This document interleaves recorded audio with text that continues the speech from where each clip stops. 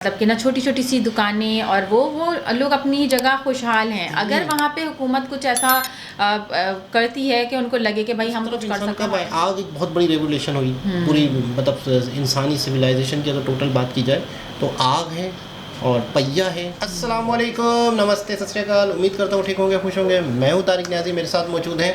अस्सलाम वालेकुम, नमस्ते, सत श्री अकाल। मैं हूँ मिसाना सबा खान। चलते हैं वीडियो की जानिब। उससे पहले एक सवाल ये है कि रील तो पता ही नहीं चलता कौन सी आती रहती है धड़ाधड़, तो वो हम कैसे सेलेक्ट करके देखते हैं, है ना? हाँ, सिलेक्ट करके नहीं देखते हैं, लेकिन जैसे खुद आती है, खुद से एक माइंड में होना चाहिए ना बच्चे तो माइंड में होगा तो रील वही आएगी। रील खुद देता है यूट्यूब, वो तो मुझे पता है, लेकिन मेरे बच्चे के माइंड में ये चीज़ होनी चाहिए। पूछ रहा हूँ आपसे। तो चलते हैं वीडियो की जानिब, फिर करते हैं गपशप। वीडियो का टाइटल क्या है? India's mega 120 billion highway project boost north east infrastructure 25,000 km highway. Start करते हैं वीडियो। नमस्कार दोस्तों, 2014 से हमें ये देखने को मिल रहा है कि भारत सरकार देश के इंफ्रास्ट्रक्चर को स्ट्रांग बनाने के लिए बहुत सारे इंफ्रा प्रोजेक्ट को लॉन्च कर रही है और उन प्रोजेक्ट में बहुत सारे पैसे भी खर्च कर रही है और इसका रिजल्ट भी पिछले कुछ सालों में देखने को मिल रहा है।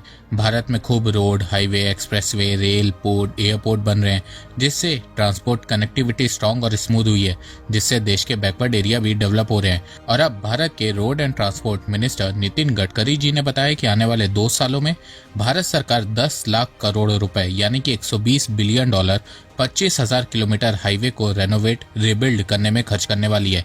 नितिन गडकरी जी ने बताया है कि भारत में हाईवे नेटवर्क को स्ट्रॉन्ग करने के लिए और खास तौर पे नॉर्थ ईस्ट रीजन के रोड को यूएस स्टैंडर्ड के लेवल का बनाने के लिए भारत सरकार 10 लाख करोड़ रुपए खर्च करने का प्लान बना रही है। नितिन गडकरी जी ने बताया कि वो सबसे पहले 25,000 किलोमीटर के 2 लेन हाईवेज को 4 लेन में कन्वर्ट करेंगे, जिससे ट्रैफिक कम होगा और ट्रैवल एक्सपीरियंस स्मूथ होगा और साथ में रोड एक्सीडेंट भी कम होंगे। भारत में हर साल 4,80,000 रोड एक्सीडेंट होते हैं, जिसमें से 1,88,000 लोगों की जान जाती है। साथ में इंडियन इकोनॉमी को भी बहुत नुकसान होता है। रोड एक्सीडेंट से इंडिया की जीडीपी हर साल 3% कम होती है। तो 2030 तक रोड एक्सीडेंट को 50% तक कम करने के लिए भारत सरकार रोड इंफ्रास्ट्रक्चर को स्ट्रॉन्ग कर रही है, उन्हें रेनोवेट और रिबिल्ड कर रही है। पिछले 10 सालों में भारत में बहुत फास्ट रोड कंस्ट्रक्शन हुई है। नेशनल हाईवे 60% इंक्रीज हुआ है, तो उनकी मेंटेनेंस के लिए भी अब भारत सरकार फोकस कर रही है। इसके अलावा भारत सरकार नॉर्थ ईस्ट रीजन में कनेक्टिविटी को और ज्यादा इंप्रूव करने के लिए काम शुरू कर चुकी है। नितिन गडकरी जी ने बताया कि भारत के ईस्टर्न स्टेट में 3,73,000 करोड़ रुपए के 784 हाईवे प्रोजेक्ट इम्प्लीमेंट किए जाएंगे, जिसकी लेंथ 21,000 किलोमीटर से ज्यादा होगी। इसके अलावा नितिन गडकरी जी ने बताया है कि इस समय असम में 57,000 करोड़ रुपए के प्रोजेक्ट चल रहे हैं, बिहार में 90,000 करोड़ रुपए, वेस्ट बंगाल में 42,000 करोड़ रुपए, झारखंड में 53,000 करोड़ रुपए और ओडिशा में 58,000 करोड़ रुपए के प्रोजेक्ट चल रहे हैं। नॉर्थ ईस्ट में असम को छोड़ के बाकी नॉर्थ ईस्ट स्टेट में 1 लाख करोड़ रुपए के इंफ्रास्ट्रक्चर प्रोजेक्ट जल्दी शुरू हो जाएंगे। पिछले 10 सालों में भारत सरकार ने नॉर्थ ईस्ट में बहुत डेवलपमेंट की है। 2014 में नॉर्थ ईस्ट का इंफ्रा बजट 36,000 करोड़ रुपए था, वो 2024 में 300% बढ़ के 94,000 करोड़ रुपए हो गया है। इसके अलावा बीते 10 सालों में नॉर्थ ईस्ट में नेशनल हाईवे में 28% ग्रोथ हुई है। 2014 में नॉर्थ ईस्ट में 80 नेशनल हाईवे थे, जो बढ़ के 103 हो गए हैं और 4,000 किलोमीटर के रोड प्रोजेक्ट ऑनगोइंग है। रेलवे की बात करें तो पिछले 10 सालों में हर साल 193 किलोमीटर रेल लाइन कमीशन हुई है। 100% रेल इलेक्ट्रिफिकेशन हुआ है और साथ में रेल बजट 10 सालों में 370% इंक्रीज हुआ है। इसके अलावा बीते 10 सालों में नंबर ऑफ यूनिवर्सिटीज 39% इंक्रीज हुई है। 1,55,000 हेक्टेयर को ऑर्गेनिक फार्मिंग के लिए यूज किया गया है। नॉर्थ ईस्टर्न रीजन में भारत सरकार ने 10 सालों में 1,07,504 करोड़ रुपए के 9,984 किलोमीटर नेशनल हाईवे बनाया है। 10 सालों में एयरपोर्ट 9 से 17 हो गए हैं।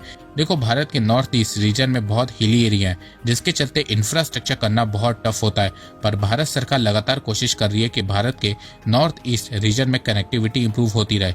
भारत सरकार नॉर्थ ईस्ट रीजन को लैंड लॉक से जियो इकोनॉमिक हब बनाने की तैयारी कर रही है। ऐसा इसलिए क्योंकि बांग्लादेश में एंटी इंडिया सेंटीमेंट बहुत ज्यादा बढ़ चुका है। मोहम्मद यूनुस डायरेक्टली भारत के सिलीगुड़ी कॉरिडोर की बात चाइना में कर रहे हैं, तो भारत सिलीगुड़ी कॉरिडोर को लेकर बहुत ज्यादा सीरियस हो गया है। मैंने पहले भी अपने वीडियो में कहा था कि सिलीगुड़ी कॉरिडोर भारत की टॉप प्रायोरिटी है, तो इस कॉरिडोर को स्ट्रांग बनाने के लिए भारत सरकार तैयारी कर रही है। इसके अलावा जो देश सिलीगुड़ी कॉरिडोर के बारे में बोलता है तो भारत उसकी बैंड भी बजा देता है और भारत बांग्लादेश के साथ भी यही कर रहा है। और उसे सबक सिखा रहा है। भारत ने बांग्लादेश को एक्सपोर्ट का एक्सेस बंद कर दिया है, तो इकोनॉमिकली भारत ने बांग्लादेश को डैमेज पहुंचा दिया है और अब भारत ज्योग्राफिकली सिलीगुड़ी कॉरिडोर को स्ट्रॉन्ग कर रहा है और नॉर्थ ईस्ट स्टेट की कनेक्टिविटी इंप्रूव कर रहा है और उसके लिए भारत ने बांग्लादेश को छोड़ के म्यांमार के साथ मिलकर कालादान मल्टी मॉडल प्रोजेक्ट पे भी काम फास्ट कर दिया है। इसके अलावा भारत के नॉर्थ ईस्ट रीजन में हेल्प के लिए हमेशा से जापान खड़ा रहता है। चाइना भारत के नॉर्थ ईस्ट रीजन को क्लेम करता है, तो जापान नॉर्थ ईस्ट रीजन के इंफ्रास्ट्रक्चर को बूस्ट करने के लिए भारत को पैसे देता है। Japan international corporation agency JICA के कई सारे रोड इंफ्रास्ट्रक्चर प्रोजेक्ट भारत के north east state Assam, Meghalaya, Mizoram में चल रहे हैं। तो फ्यूचर में अगर भारत को नॉर्थ ईस्ट स्टेट को डेवलप करने के लिए और पैसे चाहिए होंगे तो जापान कम इंटरेस्ट रेट में भारत को पैसे भी दे देगा। पिछले कुछ सालों से आप लोगों ने एक चीज नोटिस की होगी कि भारत अपने इंफ्रास्ट्रक्चर को स्ट्रॉन्ग करने में लग गया है। 2014 से भारत में सड़कों का एक जाल बिछाया जा रहा है। भारत में रोड कंस्ट्रक्शन बहुत तेजी से हो रही है, हाईवे बन रहे, एक्सप्रेसवे बन रहे, जिससे भारत में रोड क्वालिटी धीरे धीरे इंप्रूव भी होती जा रही है और साथ में भारत की लॉजिस्टिक कॉस्ट भी कम हो रही है और इससे इंडियन इकोनॉमी को भी फायदा हो रहा है। Ministry of road transport and highway की रिपोर्ट के मुताबिक 2013-14 में भारत का टोल कलेक्शन 4,770 करोड़ रुपए था। वहीं 2024 में टोल कलेक्शन बढ़ के 70,000 करोड़ रुपए हो गया है। इसके अलावा बीते 10 सालों में NHAI national highway authority of India ने 30 लाख टन गार्बेज का यूज करके भारत में रोड बनाई है, जिसमें दिल्ली रिंग रोड प्रोजेक्ट भी शामिल है। 3 करोड़ 86 लाख पेड़ भी लगाए हैं। भारत में हाईवे और एक्सप्रेसवे बनाने से भारत की रोड क्वालिटी इंप्रूव हो रही है। रोड क्वालिटी बढ़ने से भारत की लॉजिस्टिक रैंक इंप्रूव हुई है। 2014 में भारत की लॉजिस्टिक परफॉर्मेंस इंडेक्स में रैंक 54 थी, जो अब 38 हो गई है। तो देखा जाए बीते 10 सालों में भारत का रोड इंफ्रास्ट्रक्चर काफी इंप्रूव और स्ट्रांग हुआ है, पर अब भी इसमें बहुत काम बाकी है। जैसे कि भारत में आज भी रोड में गड्ढे देखने को मिलते हैं। भारत में हाईवे में स्पीड कम है। भारत में हाईवे की स्पीड 47 किलोमीटर पर आवर है, वहीं चाइना में highway speed 90 kilometre per hour है। देखो, ऐसा नहीं है कि भारत के पास 100-120 किलोमीटर वाले हाईवे या एक्सप्रेसवे नहीं है। भारत में भी ऐसी रोड है। कई बार तो भारत के road and transport minister Nitin Gadkari ji ने खुद इन रोड का स्पीड टेस्ट किया है, पर ऐसी रोड को भारत को और बनाने की जरूरत है और भारत सरकार ये कर भी रही है। मोदी गवर्नमेंट ने 2037 तक भारत के रोड इंफ्रास्ट्रक्चर को लेकर कुछ टारगेट सेट किए हैं, जैसे कि 2037 तक नेशनल हाईवे की लेंथ को 2 लाख किलोमीटर से ज्यादा किया जाएगा।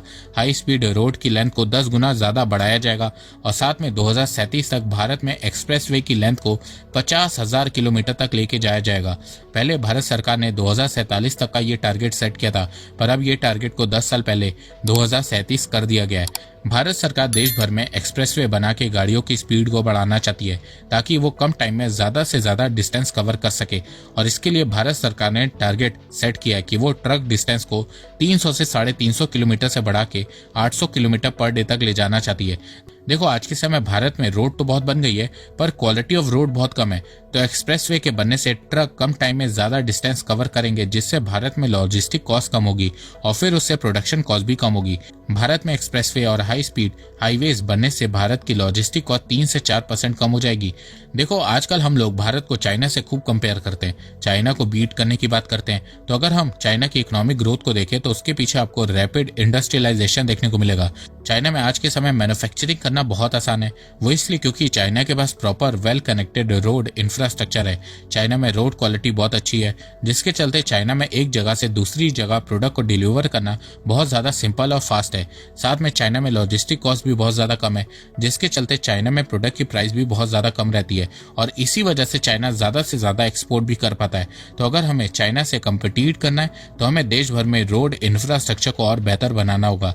इसके अलावा आने वाले 10-15 सालों में भारत में अर्बनाइजेशन भी बहुत तेजी से बढ़ने वाली है। सिटीज और ज्यादा क्राउडेड होने वाली हैं, तो उनको संभालने के लिए भी भारत के पास स्ट्रॉन्ग रोड इंफ्रास्ट्रक्चर होना बहुत जरूरी है।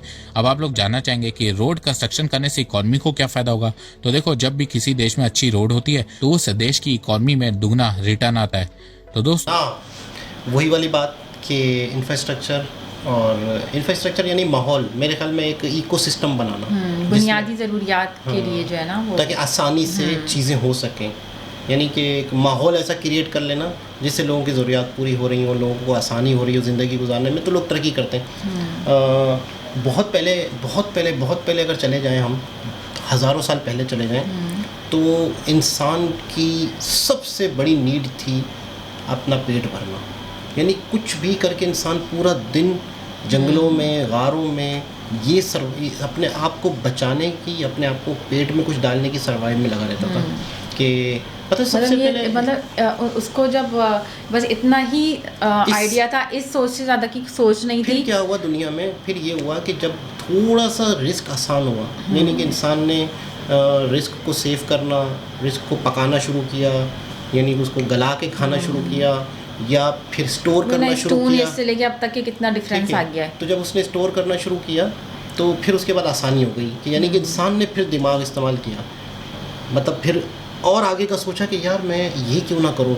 फिर औजार बनाए, यानी कि एक चीज़ को, किसी जानवर का शिकार करने के लिए कोई हथियार बनाए होंगे, तीर बनाए होंगे। कब बनाए? जैसे जब उसे मौका मिला, जब उसको टाइम मिला। किसी टीम में से किसी एक बंदे ने इस तरह सोचा होगा। जो है पहले हथियार कैसे बने थे? पहला हथियार ये बना था कि जैसे पत्थर को जो तोड़ा उसकी धार बन गई, पत्थर को उन्होंने अपने किसी काम के लिए तोड़ा तो धार बन गई, धार बन गई तो हथियार बन गया। तो आहिस्ता आहिस्ता उन्होंने फिर इस तरह से अपने आप को, जब उनके खाने का मसला हल हुआ और जैसे तो दिमाग इस्तेमाल, वो जो आग बनी वो पत्थरों को रगड़ने से जो चिंगारी निकली, तो उस तरफ इंसान कब आए? आग एक बहुत बड़ी रेवोल्यूशन हुई पूरी, मतलब इंसानी सिविलाइजेशन की अगर टोटल बात की जाए तो आग है और पहिया है और इस तरह से दो चार चीज़ें ऐसी हैं जो इंसान पूरे सिविलाइजेशन चेंज हो गई, माहौल चेंज हो गया। पहिए से फिर हज़ारों चीज़ें बनी, गाड़ियाँ तो, मशीन है तो, बहुत कुछ। तो कहने का मतलब ये है कि हमारे यहाँ पर अभी भी अगर लोगों के अंदर क्रिएटिविटी नहीं है या हम लोग इन चीज़ों की तरफ नहीं जा रहे या फैसिलिटी नहीं है, आप ये कह लेना, अगर किसी के माइंड में क्रिएटिविटी है लेकिन वो क्यों नहीं, क्यों वो उसको कवर कैसे नहीं कर पा रहा, उसके पास इतनी फैसिलिटी नहीं है। फैसिलिटी दूसरी चीज़ ये, मेन चीज़ ये है कि एक कंट्री में एक लोग जो आवाम जो हैं, अगर अपनी बुनियादी ज़रूरियात की जंग ही अभी लड़ रहे हैं, अभी वो अपना महीने का राशन ही पूरा नहीं कर पा रहे, फैसिलिटी तक के तो फिर सोच नहीं जाएगी। तो फिर वो आगे मतलब है कि अपनी सहूलतों के चक्कर में या और अपनी ज़िंदगी को या अपनी लोगों की ज़िंदगी को या इस मुल्क के लोगों की ज़िंदगी को बेहतर बनाने के लिए क्रिएटिविटी या और अच्छी चीज़ें ईजाद करना या और अच्छी तरफ जाना नहीं है। मतलब अभी मैं आपको बताऊँ ना कि अगर हम नॉर्मल सड़क पे भी चल के एक जगह से दूसरी जगह चले जाते हैं तो हम शुक्र अदा कर रहे होते हैं, क्योंकि हमें लगता है कि यही तो है। हमारी सोच उस तरफ जा ही नहीं रही कि दुनिया क्या कर रही है, दुनिया कहाँ से कहाँ पहुँच गई है, हम उस तरफ हैं ही नहीं। हम सिर्फ इसी चीज़ में हैं कि पता है, मतलब इससे अंदाज़ा, अब आप तरक्की देख रही हैं, अब आप शायद इससे पहले, थोड़े अरसे पहले, अगर आप दीवार पे एक जुमला देखती हैं तो नॉर्मल समझती हैं उसको, लेकिन जब मैंने इतनी तरक्की देखी तो उस जुमले को देख के, मैं दीवार पे एक, हमारे पाकिस्तान में कराची में एक जुमला दीवार पे देख के मुझे हमारी नादानी पे अफसोस हुआ।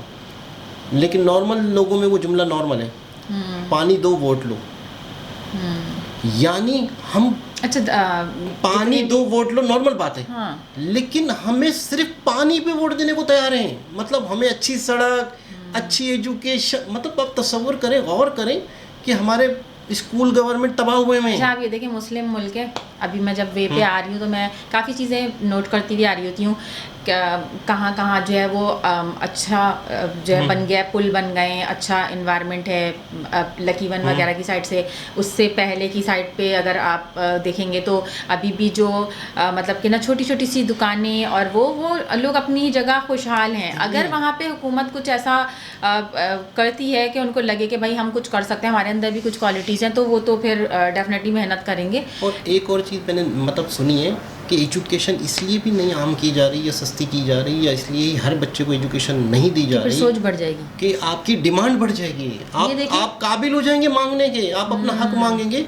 ये भी मैंने एक चीज़ सोची, लेकिन वाकई बहुत ज़्यादा मतलब डेवलप हो रही है। और वाकई जो ये अच्छा, एक सबसे ज़्यादा अच्छा स्टूडेंट होता है या सबसे ज़्यादा अच्छा पॉलिटिशियन होता है, उसको सबसे ज़्यादा मुश्किल वो दे दिया जाता है टास्क। हाँ। तो नितिन गडकरी जी की बात ही और है कि उनको वो काम दिया गया है। अच्छा, वो एक और चीज़ मैं ऐड करना चाहूँगी कि ये मेहनत कर रहे हैं, सही है, मेहनत से उनको आगे जो है ना, जैसे अब हम बैठे हुए रिएक्शन दे रहे हैं कि बहुत ज़बरदस्त चेंजिंग आ रही है इंडिया में, लेकिन मैं यहाँ ये नोट कर रही हूँ, और कब से नोट कर रही हूँ, अपने बचपन से नोट कर रही हूँ कि डिफरेंट जो वॉल्स वगैरह होती हैं ना, उस पर लिखा हुआ होता है कि ना ये वाले बाबा जी का नंबर है, ये देखें ना, और क्या नाम है, मतलब उसमें हिंदू बाबाओं का भी नंबर है और मुस्लिम बाबाओं के भी नंबर है, उसमें नंबर दिए हुए हैं कि इनसे आप अपने सारे काम करवा लें। हम ये इस चक्कर में अभी तक पड़े हुए।